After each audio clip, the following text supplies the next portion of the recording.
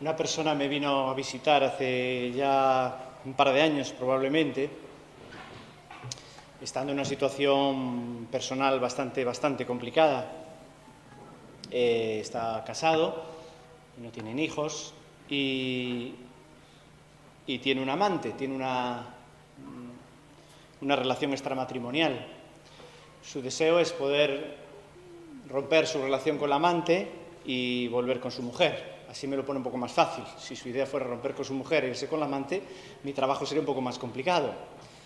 Aún así, hay que ayudar profesionalmente en la medida de lo que es posible, pero ya que planteo esto, me era mucho más satisfactorio para mí ayudarle a recuperar la relación matrimonial que a irse con la amante. El caso es que él decía que el sentimiento que estaba teniendo hacia su esposa era, y muchas personas dicen esto, cuando están a veces planteándose la separación, que ya no le atrae su esposa, su mujer, y que realmente lo que ven es a su mujer pues como si fuera una hermana, ¿no? Como si fuera su hermana, como si fuera una amiga, pero no como su mujer, ¿no? Entonces, claro, realmente es muy difícil, podéis imaginar, ¿no? Estar compartiendo cama, estar compartiendo vida con una persona que si en un tiempo pues has estado enamorado, te has casado con ella y era tu mujer, empiezas a verla como alguien que ya no ves como mujer, sino no ves como esposa, sino ves como una persona a la que le tienes mucho cariño. Esto era por un lado. Por otro lado, tiene esta amante, con la cual tampoco dice que esté muy locamente enamorado, sino que es una chica por la cual siente bastante cariño y pena, porque es otra chica divorciada, con un par de hijas a su cargo, y él les ayudaba, y principalmente también el área que recibía de parte del amante era en el área sexual, que era un área en el cual con su mujer hacía mucho que no tenía relaciones, y es más, aunque en una etapa de la vida tuvieron relaciones sexuales, en ese momento, no habían llegado a consumar el matrimonio, como solemos decir, ¿no? Por una dificultad, por un problema que tenían, no habían llegado a consumarlo, habían tenido experiencias sexuales, pero bueno, era un área bastante insatisfactorio, y la amante, pues como suele ser, ¿no? Son maravillosas y todo eso, vamos, lo nunca visto. Entonces, en esta situación, este hombre está cargado, parece que tiene claro que quiere dejar a su amante y estar con su mujer, pero dice, estar con mi mujer, con alguien que ahora yo veo como una amiga y no como mi mujer. Y la verdad que estuvimos viéndonos durante bastante tiempo y no había evolución. Seguía con su incertidumbre, no era capaz de cortar su relación con la otra chica, los sentimientos hacia su mujer no crecían, no prosperaban, y el clic, el cambio, llegó cuando casi ni tuve que proponérselo yo, aunque ya estaba convencidísimo. Lo que pasa que por respeto a la persona que tome sus decisiones y de sus pasos, en este caso, dijo que pensaba que era el momento de confesar a su mujer lo que estaba pasando. Y esto, que es muy duro y muy difícil, sirvió el cambio radical en su vida. Primero, al haber hecho la confesión, sintió las fuerzas para dejar a su amante. En este caso, su mujer decidió seguir con él y perdonarle, y la propia relación con su mujer, en términos sentimentales y en términos pasionales, empezó a aumentar. Ya empezamos a tratar cuál era el problema que le impedía tener una sexualidad en condiciones con ella, y tratamos ese tema, pero empezamos a hacer terapia de pareja con su mujer y la evolución fue buena. Pero el cambio, el antes y el después, fue en uno de los elementos más poderosos en la vida de unas personas, que es la confesión. Los secretos, lo oculto, la doble vida, aparento una cosa y soy otra, estas cosas nos destrozan. Son cargas en nuestras vidas que nos limitan a avanzar. Otro hombre tuvo un accidente. El accidente dañó su cabeza, su cerebro, un golpe bastante importante, y le generó una dependencia grandísima de su mujer. Él, hasta casi para comer, para vestirse, es decir, tenía dificultades de coordinación, para caminar.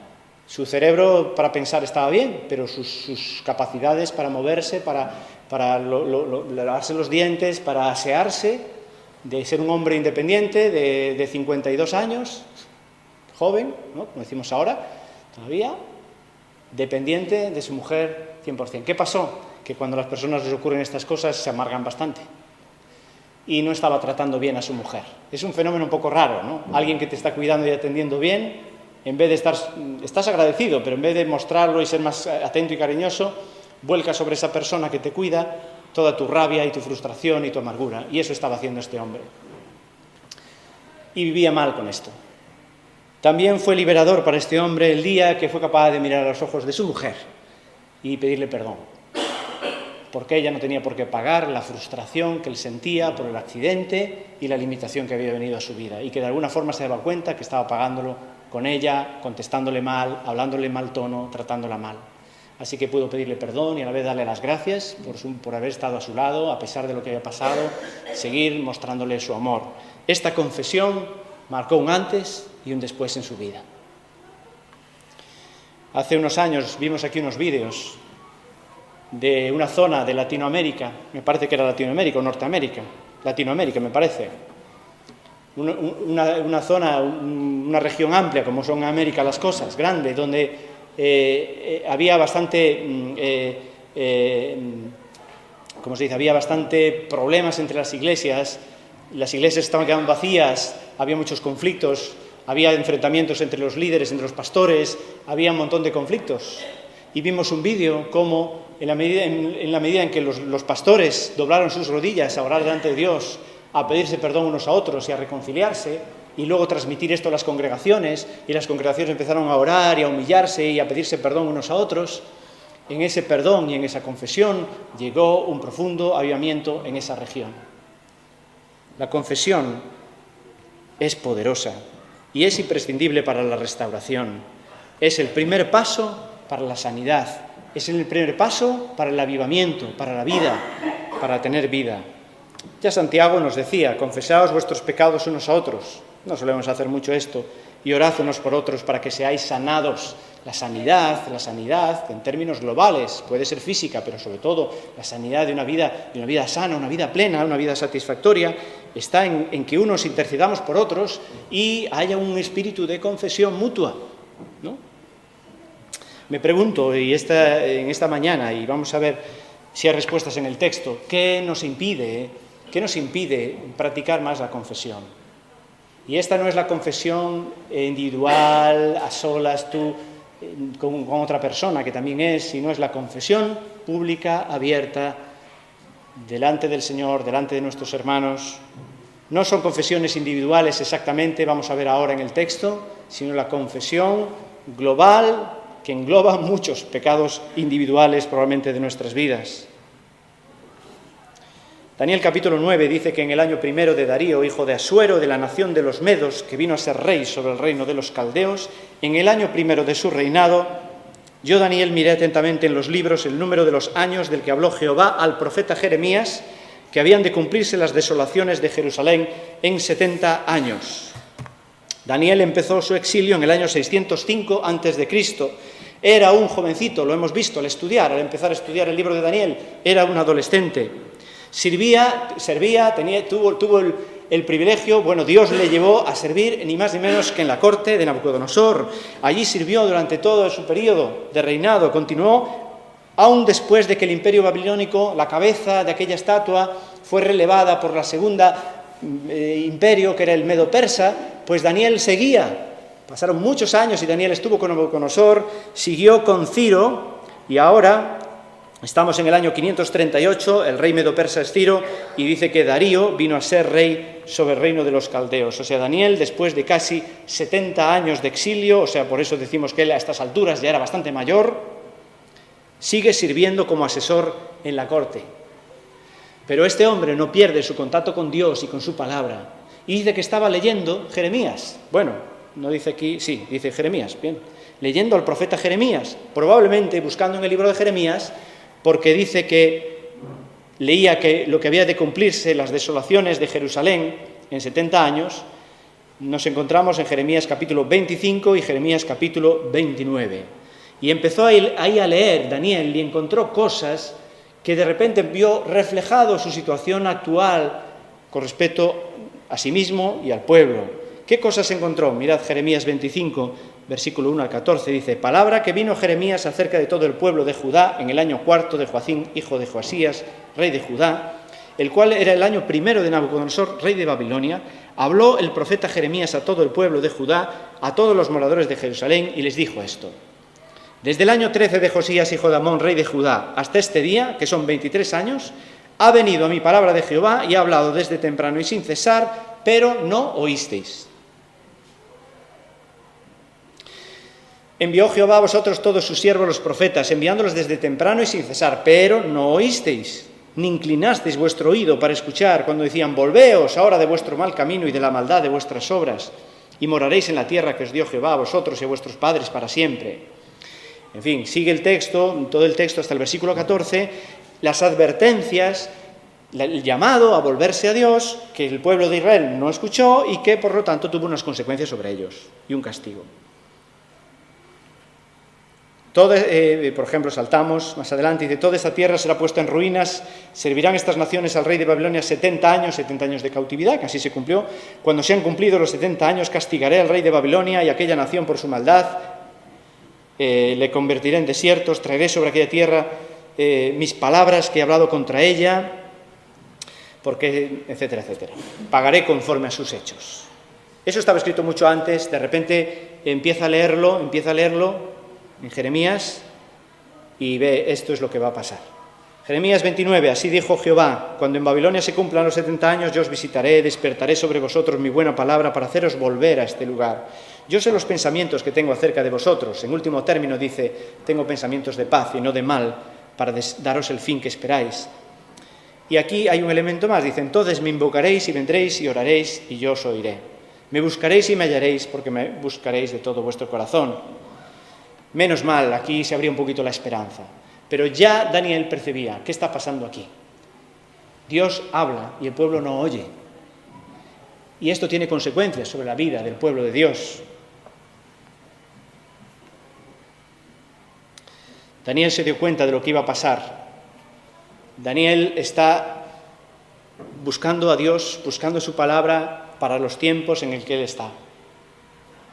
Creo que una primera cosa que nos hace pensar estos primeros 2 versículos es que necesitamos también nosotros conocer el tiempo en el que estamos ahora. Ser muy sinceros y honestos analizando la situación en la que estamos ahora. ¿Cómo está la situación hoy del pueblo de Dios? Nosotros somos la Iglesia. ¿Cuál es la situación hoy del pueblo de Dios? Una persona esta semana, en la reunión del jueves, nos decía a todo el grupo: yo veo que en la Iglesia estamos apagados, no hay vida, no hay avivamiento, estamos dormidos, algo está pasando. ¿Qué podemos hacer? Tenemos que ser sinceros analizando cuál es el momento en que estamos. Nosotros podemos analizar la Iglesia en esta ciudad o la Iglesia en España, pero vamos a conformarnos con pensar en nuestra situación como Iglesia local. El Señor nos habla. Hermanos, para eso nos congregamos. Cada domingo venimos aquí, la palabra de Dios es abierta, sea mejor o peor expuesta, Dios habla. ¿Oímos nosotros? ¿O hay posibilidad de que nos pase como el pueblo de Israel, que acudes y oyes, no solo acudes para oír, sino que en tu casa abres la palabra y la lees? Pero la pregunta es: ¿tú oyes la palabra? ¿Tú escuchas la palabra? ¿Oímos la palabra de Dios?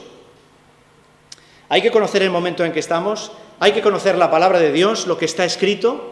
Hay cosas ahí escritas para hoy. Hay cosas escritas y anunciadas en la palabra de Dios que reflejan la situación en la que estamos ahora. No es nuevo, no estamos viviendo una etapa nueva y única de la historia. Como está la Iglesia ahora, es un reflejo de algo cíclico que va ocurriendo en el tiempo. Y la Biblia nos lo anuncia y nos advierte y nos dice cómo salir de esto. Daniel buscaba al Señor. Este hombre, 70 y pico, 80 y pico años, buscando al Señor, preocupado por su pueblo, estudiaba las cosas que iban a pasar. Y estudiando la profecía de Jeremías, Daniel se puso a orar y actuar. 2 cosas buenas para nosotros. La pasividad no es nada buena. Si las cosas no van bien, no hay que lamentarse. Lo que hay es que orar y hay que actuar. ¿Y qué es lo que hizo Daniel, hombre de 80 y pico años? Versículo 3. Volví mi rostro a Dios, el Señor, buscándole en oración y ruego, en ayuno, cilicio y ceniza. ¿Qué hizo este hombre? ¿Qué simboliza todo esto de volver su rostro a Dios? ¿Qué simboliza la oración? Eso lo entendemos. El ruego, el ayuno, el cilicio, la ceniza. Nos habla ¿de qué? Del arrepentimiento, de la humildad. En un acto de humildad, de arrepentimiento, sintiendo culpa, vuelve su rostro a Dios. En vez de mirar para otro lado, si vuelves el rostro para un lado es porque mirabas para otro. Vuelve su rostro a Dios. Se dirige al Señor. En vez de mirar esa situación tan precaria a su alrededor, la observa y dice, qué mal. Mira para atrás en la historia y dice, ya estaba anunciado que iba a pasar. Y ahora vuelve su rostro a Dios. Volverse a Dios es una conversión, de alguna forma, aunque no, Jeremías ya era creyente, pero es un volverse. Vuelve el rostro al Señor. Va a mirar hacia el Señor y va a pedir ayuda. Dice que volvió al Señor su rostro y, versículo 4, oró a Dios, a Jehová, mi Dios, e hice confesión. Les introducí en esta mañana esta cuestión de la confesión, que me parece que debemos incorporar más en nuestras vidas, en nuestra vida de iglesia. Oró a Dios e hizo una confesión diciendo, ahora, Señor, Dios grande, digno de ser temido, que guardas el pacto y la misericordia con los que te aman y guardan tus mandamientos. Paramos ahí. ¿Qué es lo primero que hace este hombre, Daniel, entonces, impactado por la palabra? La palabra siempre impulsa a dirigirse a Dios y a cambiar la vida, si no es que la palabra no está tocando el corazón. Cuando escuchamos la palabra de Dios en nuestra casa, en la reunión de la congregación, y toca nuestro corazón, eso impulsa a hacer algo. Si te quedas igual, no ha tocado tu corazón. Cuando toca el corazón, te impulsa, primero, a orar, a dirigirte a Dios para decirle algo, una respuesta, y segundo, para hacer algún tipo de cambio en tu vida. Así ocurrió con Daniel. La palabra le tocó, él se volvió al Señor, oró, y entonces hizo una confesión. La primera parte de su confesión es una confesión acerca no de sí mismo, sino acerca de Dios. ¿Os dais cuenta? Se dirige a Dios y está confesando acerca de Dios. Decidme vosotros, para participar conmigo en esta mañana, cuáles son las cosas que destaca de Dios Daniel en este caso. ¿Cuál es la primera? Decídmelo vosotros. Dios grande. Destaca entonces la grandeza de Dios, en primer lugar. En segundo lugar, destaca digno de ser temido, que podríamos resumirlo, alguien que es digno de ser temido, de ser respetado, es digno de respeto, de mantener un respeto, de tomártelo en serio. Esa sería un poco una idea así en nuestro lenguaje. Es grande, Dios respetable, digno de respeto. Y en tercer lugar, fiel. Podemos resumirlo muy bien. La misericordia con los que te aman y guardan tus mandamientos. Dios es fiel. 3 cualidades. Daniel, impactado por la palabra, vuelve el rostro a Dios, ora al Señor y entonces lo primero que le sale es alabar a Dios. La palabra confesión es una palabra que en el original, en el hebreo original, está ligada a la palabra alabar y agradecer. Por eso tiene sentido que cuando dice que él empezó a confesar, confesó alabando, porque son palabras similares, de la misma raíz, están entonadas. Entonces empezó adorando a Dios. Señor, tú eres grande, tú eres digno de respeto, tú eres fiel. Y en base a eso, entonces, empieza la confesión personal, la confesión del hombre. Versículo 5. Hemos pecado, hemos cometido iniquidad, hemos hecho impíamente, hemos sido rebeldes, nos hemos apartado de tus mandamientos y tus ordenanzas, no hemos obedecido a tus siervos los profetas, que en tu nombre hablaron a nuestros reyes, a nuestros príncipes, a nuestros padres, a todo el pueblo de la tierra. Confesión. Culpa. Me siento culpable, no estamos haciendo las cosas bien. La culpa, en plural, ¿nos llama la atención?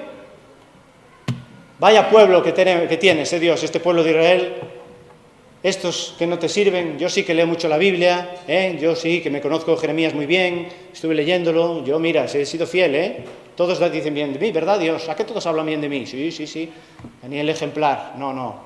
Estos son los que han pecado, porque viven unas vidas, estos son los malos.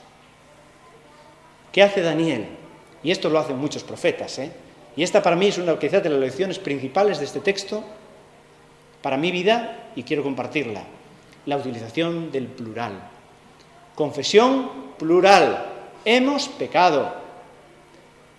¿Por qué? Porque la tendencia natural en nosotros es señalar a los demás. La iglesia va mal por estos, que no hacen nada. La iglesia va mal por estos que vienen poco a los cultos. La iglesia va mal por los ancianos que lideran mal. La iglesia va mal, es nuestra tendencia. O tendemos a decir, la iglesia va mal por mí. No lo oigo tanto, ¿eh? La iglesia va mal por nosotros, hermanos. Nosotros hemos pecado. O tú no has pecado. ¿Es tu vida santa, maravillosa y perfecta? Al lado de Jeremías estás... Si se parece tu vida a la de Jeremías, que estaría muy bien, aún Jeremías nos enseña que si tu vida es parecida a la de él, tu actitud debe ser, Señor, hemos pecado. Hemos pecado, porque somos un cuerpo, porque no somos individuos, claro que sí, que no perdemos la individualidad y cada uno dará cuenta de sí, pero somos un cuerpo. La iglesia no son individuos aislados que viven sus vidas a su manera, como pueden delante de Dios. Somos un cuerpo. Y si uno peca, pecamos todos, hermanos, afecta a todos. No pecamos todos, afecta a todos. Y la Biblia nos enseña a que todos clamemos al Señor diciendo, Señor, hemos pecado. Esta para mí es una lección muy importante, porque yo creo que fallamos en esto, hermanos, tendemos a culpar a otros. Es el pecado del Edén. Pecó ella, fue esta mujer. No, fue la serpiente. No, fue... Y hacemos igual hoy. No, son los jóvenes, que mira, que tienen mucha marcha, que los jóvenes, son los mayores, que están muy parados ahí. Pensar, si la iglesia no tiene la vida que debiera tener, ¿de quién es la culpa? Señor, hemos pecado. Ojalá podamos aprender esto en esta mañana. El plural, hay una visión de equipo, no individual, somos un equipo. Hay una identificación con la iglesia.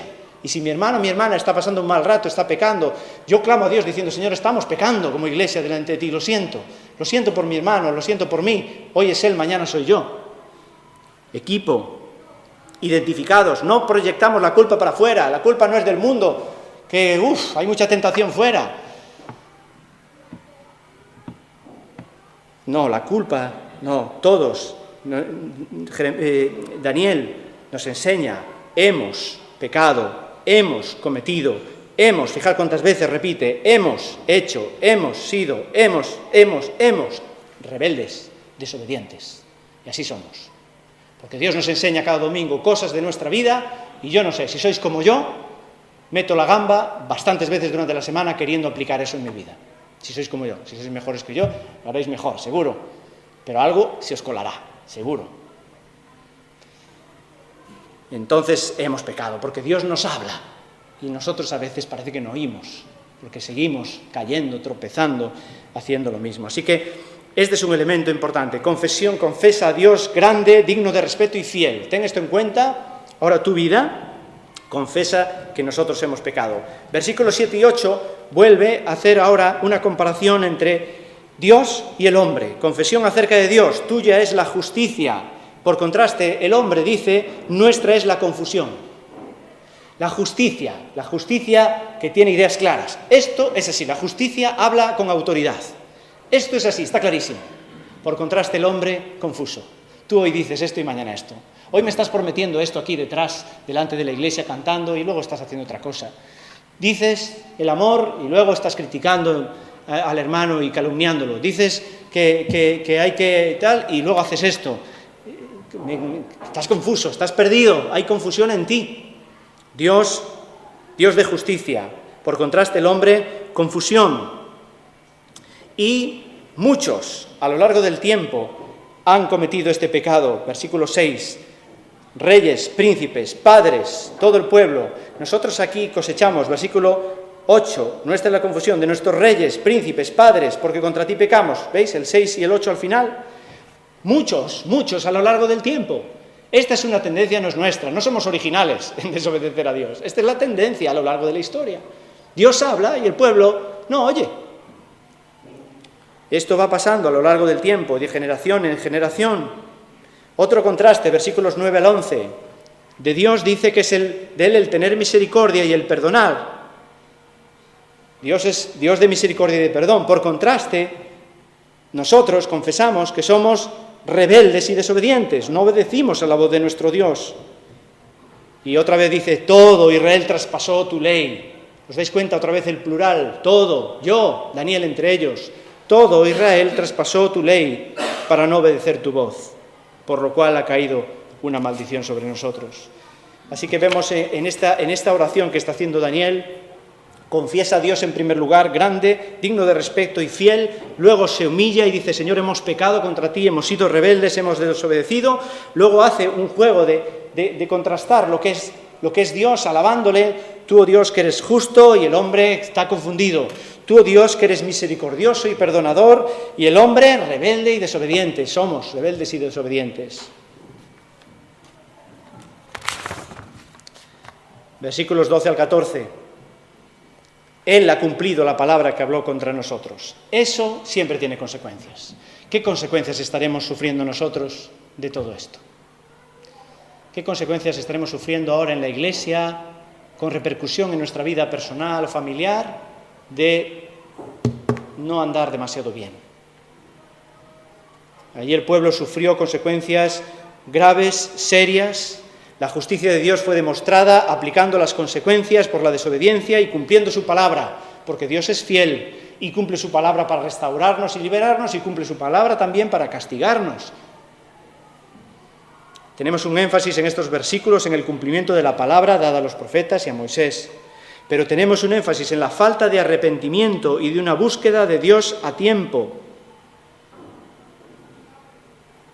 En estos versículos 12 al 14, es decir, lo que agrava el problema no es el hecho de pecar, que vamos a pecar, no es el hecho de desobedecer, que lo vamos a hacer. Lo que agrava el problema es no acudir a Dios para pedir perdón. Lo que agrava el problema es no confesar. Todos podemos caer, todos podemos tropezar. Podemos pasar como iglesia un periodo de desierto, de estar más apáticos, más apagados, por circunstancias familiares, personales que nos afectan, por crisis en las iglesias, por conflictos que nosotros, gracias a Dios, estamos en un tiempo bueno en este sentido, pero hay iglesias con conflictos muy grandes dentro. Nosotros no, pero eso no nos quita de que puede haber una apatía, puede haber una pasividad, la iglesia no crece, algo pasa. Entonces, el que estemos estancados, el que estemos un poco desanimados a veces, ese pecado, si podemos llamarle pecado, ¿no? Por no ser más fervientes en el Señor y dar un mejor testimonio, es un problema, pero no es el problema más grave. El problema más grave es que tú y yo no vengamos ante Dios y digamos, Señor, hemos pecado.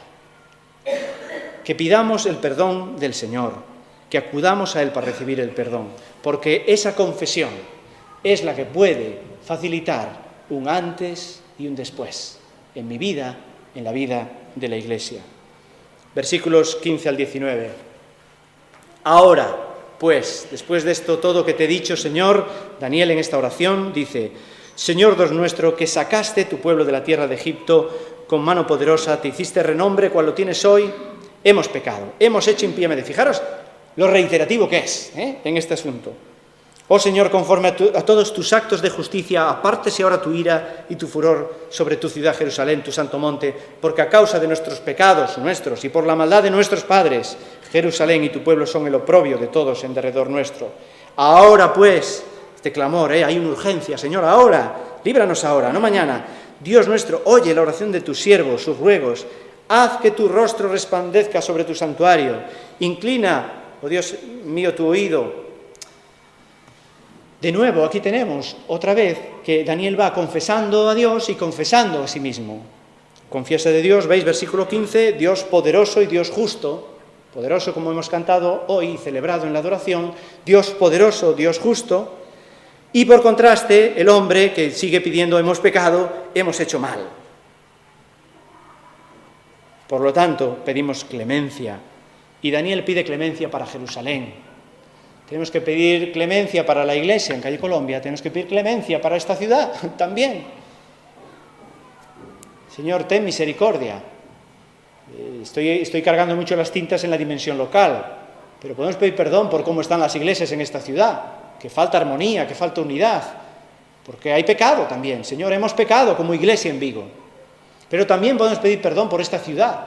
Oh Dios, esta ciudad en la que hemos nacido, en la que estamos desarrollándonos, en las que trabajamos, es una ciudad que peca mucho. Perdónanos, Señor, hemos pecado. Aquí es la gravedad de que es el pueblo de Dios. La Iglesia, la gravedad es que es el pueblo de Dios. Que la gente que no conoce a Dios peque, es normal. Lo que no es normal es que lo haga, bueno, que peque sí, pero que no pida perdón, que no confiese al Señor, el pueblo de Dios.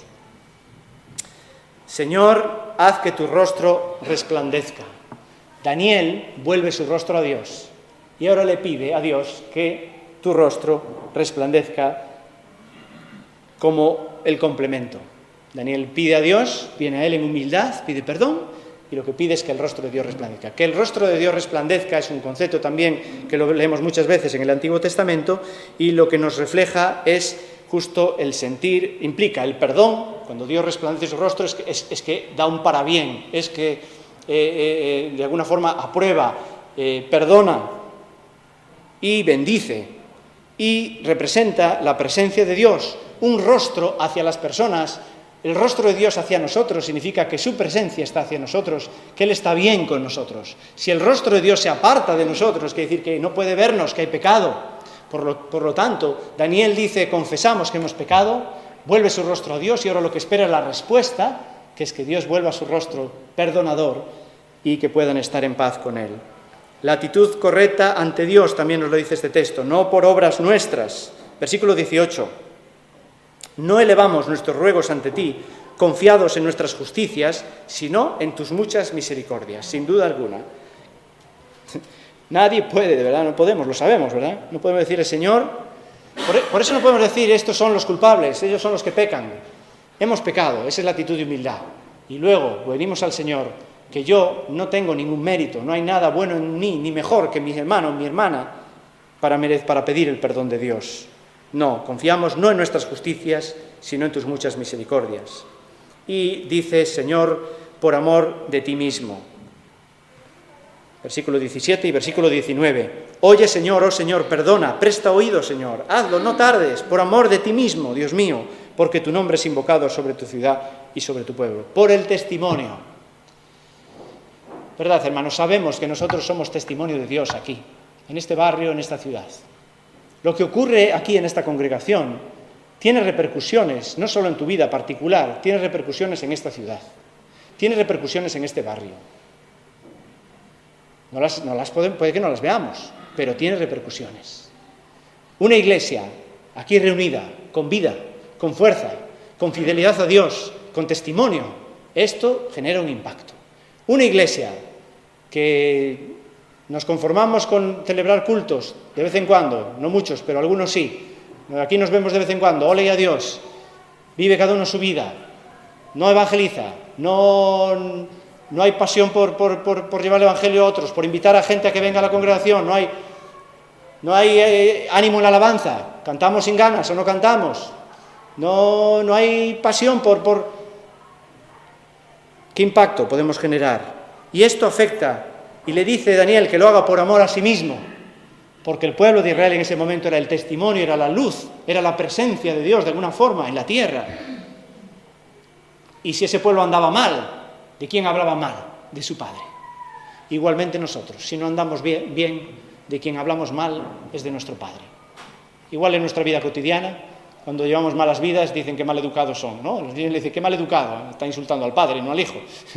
Si le llama mal educado a un niño, es que le educaron mal. Alguien es el responsable de esto, ¿no? Y principalmente serán sus padres.